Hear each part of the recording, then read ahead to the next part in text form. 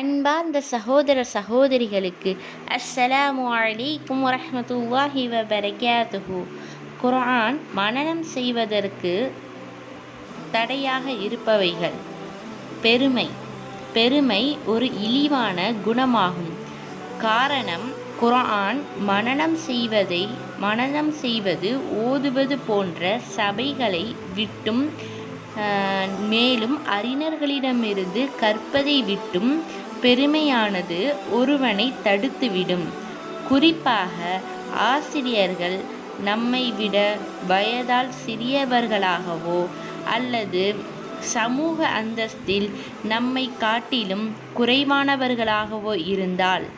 கவிஞர் கூறினார், கீழ்நோக்கி ஓடும் நீர் எப்படி ஒரு உயர்ந்த மேட்டினை சென்று அடையாதோ அதுபோல பெருமை கொண்டால் ஒருபோதும் கல்வியை அடைய முடியாது என கவிஞர் கூறுகிறார்.